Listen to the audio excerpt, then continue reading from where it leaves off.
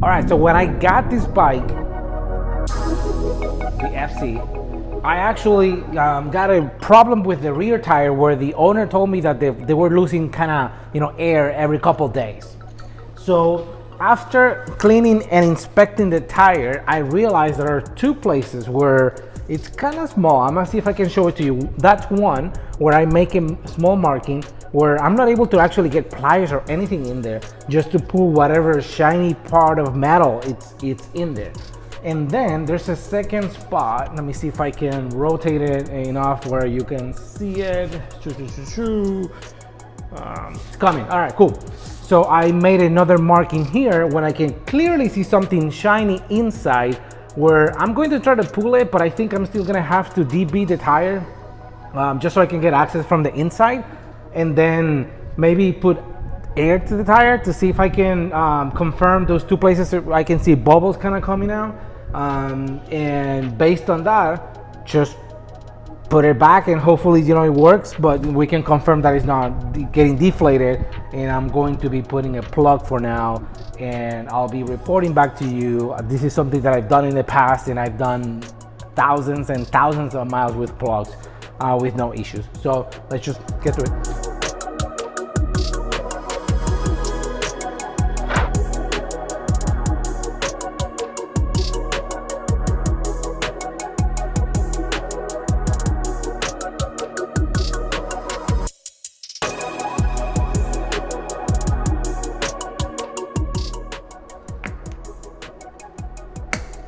Okay, now we're talking, and this is it. That's one. Okay, so we got that one out, and I found my long nose pliers. So now that I already have it marked and I know where that hole is, so I'm not super concerned about losing the place.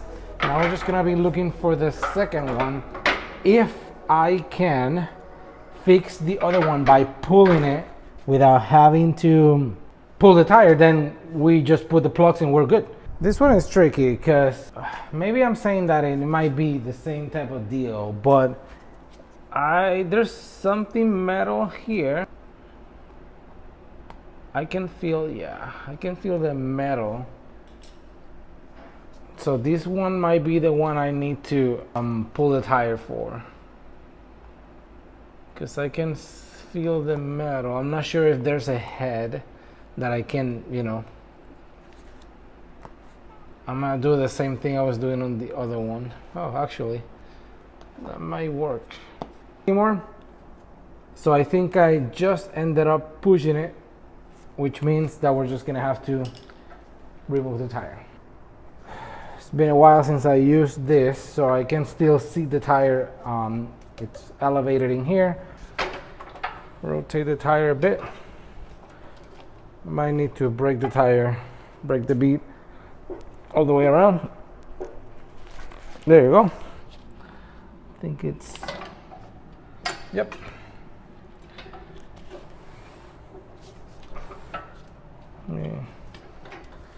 Break the bead here.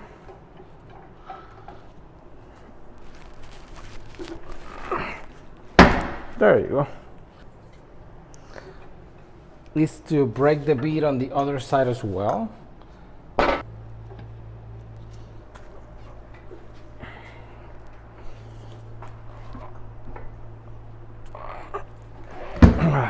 There you go. Spray a little bit of lubricant. I only need this section to come off because I'm not gonna be completely removing the tire.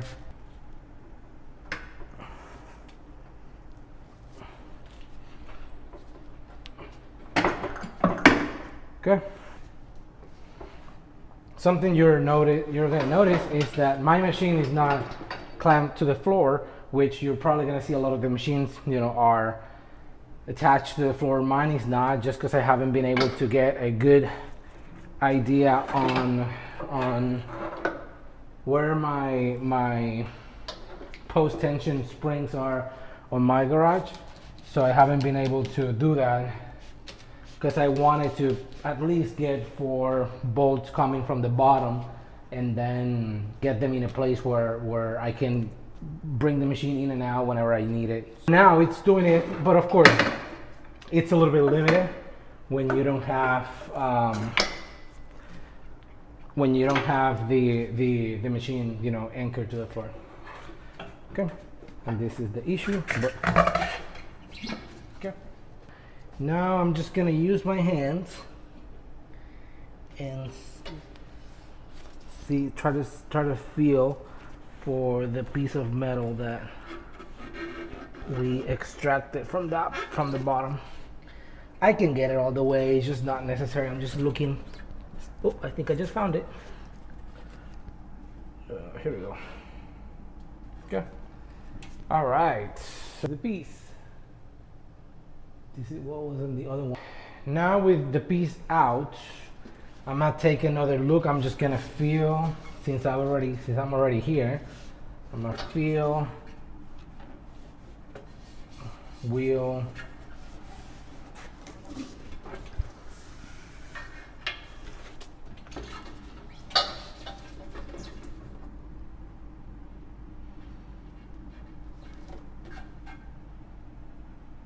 I found a pellet, so I'm guessing they had pellets at some point.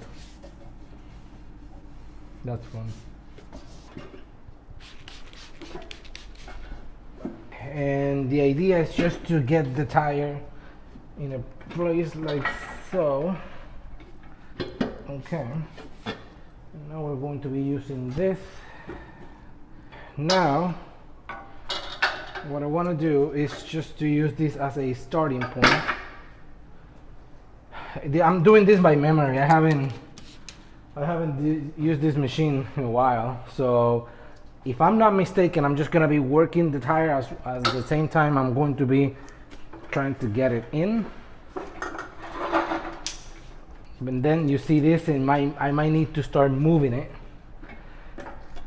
Come on, come on. Come on, you can do it, you can do it. Oh. Done. Done, done, done. Tires out. And now this is mounted, and we just now need to put the 2 plugs and put some air in it. So I know this is not a welcome option for many people. Apparently everybody has money but me. And not only because I have no job right now, but even when I had a job, a tire that I just purchased, if I get a nail and I have a tire that I just paid for $300 and I get a nail, I'm not gonna toss it and spend another $300 on a tire. So because of that, if it's still in a good place where I can ride it or I can use it, it's not dangerous, and I'm going to fix it. And you can, you know, do a couple things. You can do a patch. Or you can do a plug. In plug, it's a great opportunity for whenever you are in a situation where, you know, that's an emergency. So long story short, I will never, or it's not recommended to do plugs on sidewalls or even places where, you know, you're past this band right here where the actual, you know, compound of the tire changes. But essentially, you need this. In some cases, you can do 2 things, but this is a combined tool. So this is the tool you're going to be using to press the plug. And then if you've never seen a plug, I'm going to show you the plug right now. I'm just gonna open it. So these are the plugs, and the plug is gonna, you know, you're gonna pull it out and you're going to pull the plug through there, and this is open at the end. This one is actually kind of, I'm just gonna have to fix it with a plier right now because it's supposed to be flat. So I'll just fix that in a second. But this is open, so I'm gonna show you how you do it. This is how the tool is supposed to look, you know, open at the end. So you're gonna go ahead and pull the plug and just put it like so in here, and then this is where you're gonna stop. Okay. Now we're gonna go to the tire. I have 2 places where I'm going to be plugging this tire. One is right here. So before I do it, I'm going to press on the hole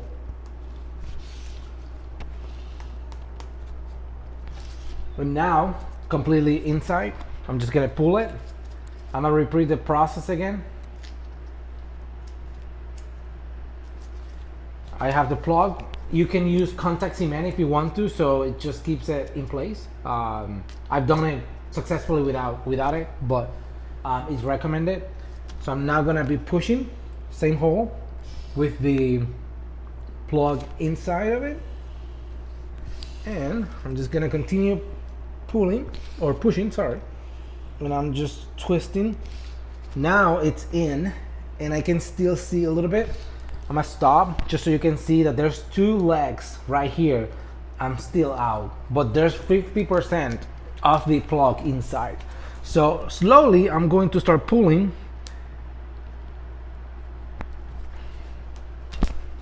And now, as you can tell, the plug stayed inside and it's no longer here. But you have that amount of plug outside. So that's completely normal, and that's exactly what you're expecting to see.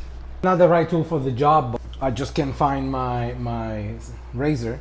So long story short, you just want to cut this so it's flush with the tire.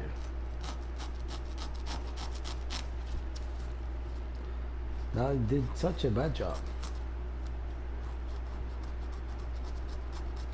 I'll show it to you in a second. Okay. So now this tire is being plugged here.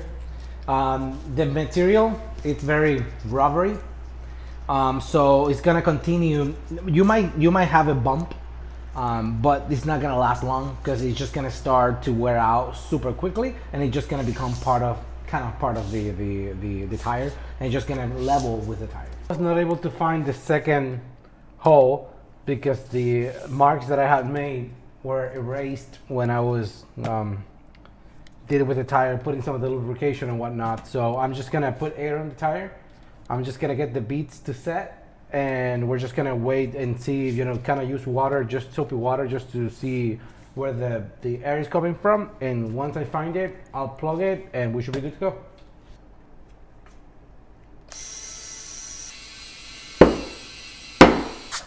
That's 35 pounds. Okay, I can hear it. It's right here.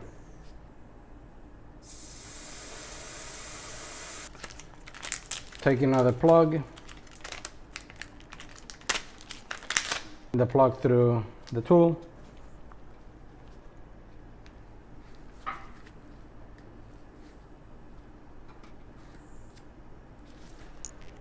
Okay. You might hear some air escaping for a second because I'm making the hole a little bit bigger right now. And now it's been plugged.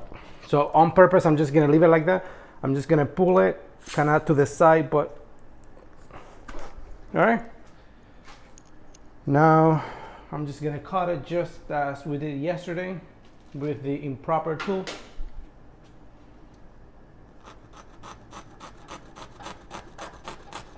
Okay, cut the excess. I'm not able to hear any more air escaping. And now we're just gonna be putting air, and we're just going to check for leaks and see if there's anything else, or maybe, hopefully, those were the only two places where I needed to plug this tire.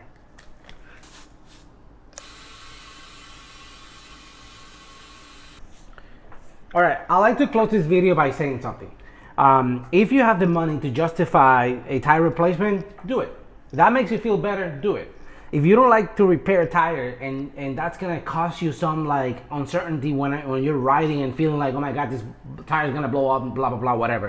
It doesn't matter how many times I tell you that I've driven or ridden thousands of miles on a plug tire, you're still gonna be, iffy about it. Just replace it. It's your peace of mind. There's nothing wrong about it. If you have the money, just do it. But I'm coming from a place where I know always had the money to do something like this. Also, from a practical view and perspective, if you get a nail on this tire that you just purchased a couple weeks ago, and then you take it to your shop, they install a brand new one. These tires are expensive. We're talking from anywhere from $200 to $300, right?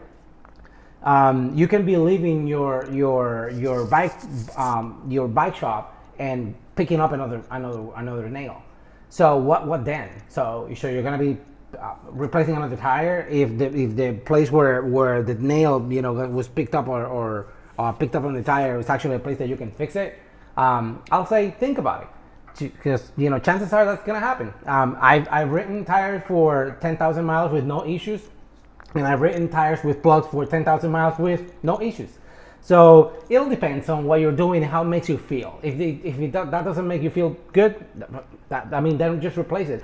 If you can justify the purchase, meaning like, hey, it's not gonna make me feel good, and I have the money and I feel better if I replace it, just go and replace it. No doubt about it. That's the best thing you can do.